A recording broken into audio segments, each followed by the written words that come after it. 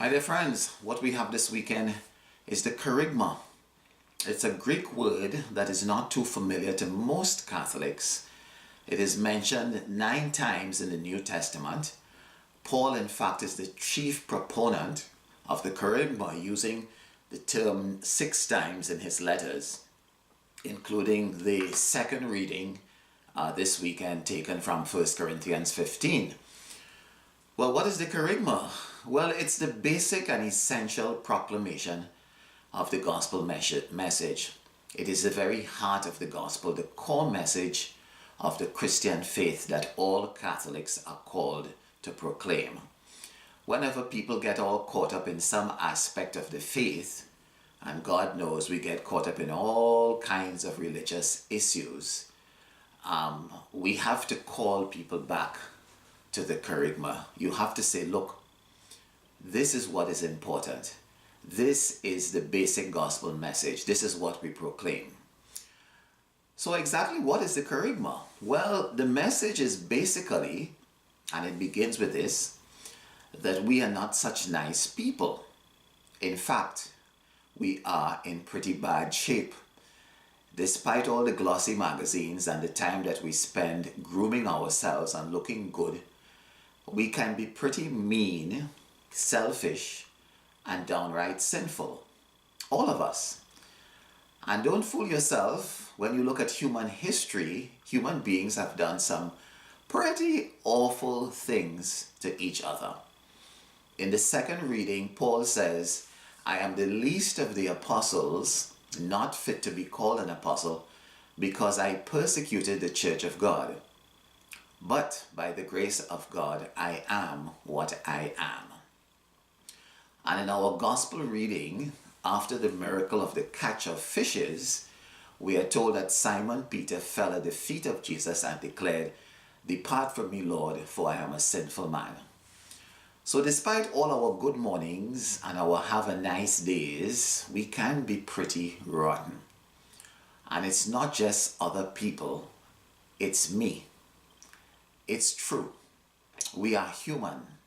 And we are quite capable, as I said, of doing some pretty awful things. Now, the story could have ended there, but the next part of the Kerygma is mentioned by Paul. And it's this, that Christ died for our sins in accordance with the scriptures, that he was buried, that he was raised on the 3rd day in accordance with the scriptures. Then he appeared to Cephas, then to the 12. So the next part of the message is that through no merit of ours, God has reached out to us. He has raised us up in our fallen state, our human nature. Though it is Christ who died, he symbolizes all of us human nature, all of our fallen human nature. And his rising symbolizes all of us as well. And this rising is achieved through the sacraments that we repeat every Sunday. And it is achieved through God's grace. This is what we receive each day. This is what we will receive every day of our lives until we die. And this is why Easter is the most important part of the church year.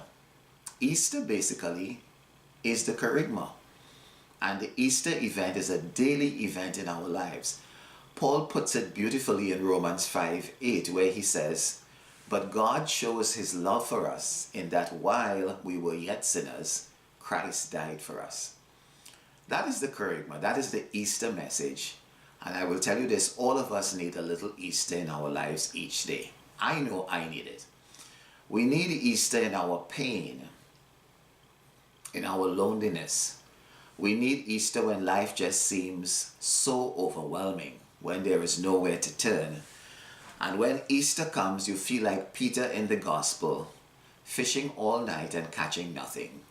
Lord, I have tried and nothing has happened. How many job applications can you send?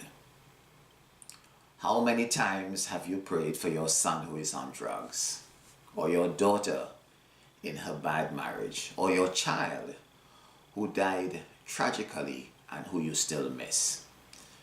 life just becomes too much to bear. Life is just a horrible burden. And when God reaches into our pain, our helplessness, we too feel like Peter. Depart from me, Lord, I am a sinful man.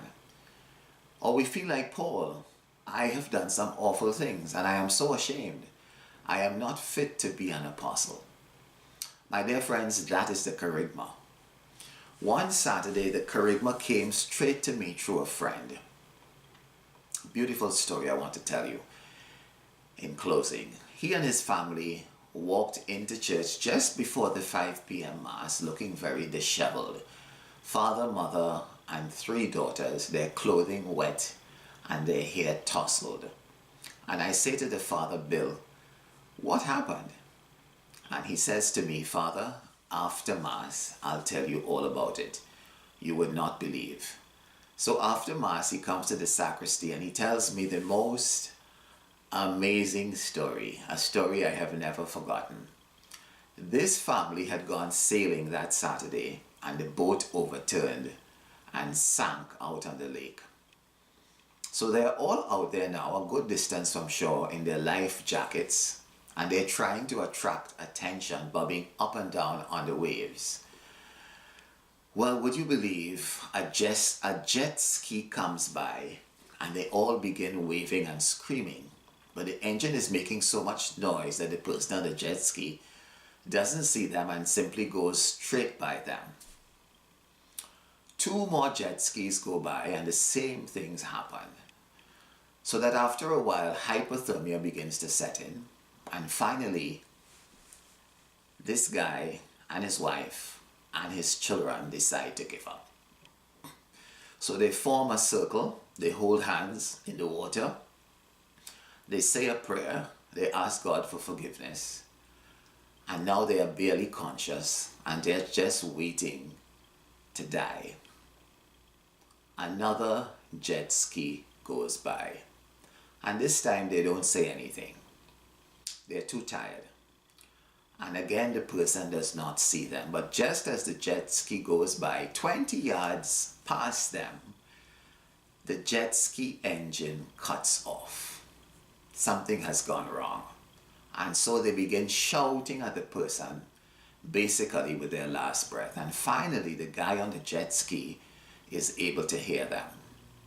He gets the engine going, he picks them up, and he tows them in, 2 on the back, and the rest holding on. Well, my friend and his family decide to head straight to church. They're not going to go home to change. And that, my dear friends, is the Easter story. That is the Kerygma. That is what we celebrate every Sunday. God saving us in the depths of our despair, in our pain, and in our hopelessness. We are not in church because we are nice people. We go to church because the mercy of God has saved us, and we are thankful. We go straight to church just like that family. So my dear friends, we celebrate this weekend the Kerygma, the saving act of Christ, which is the basis of our faith and our belief and practice as Christians. God bless you all.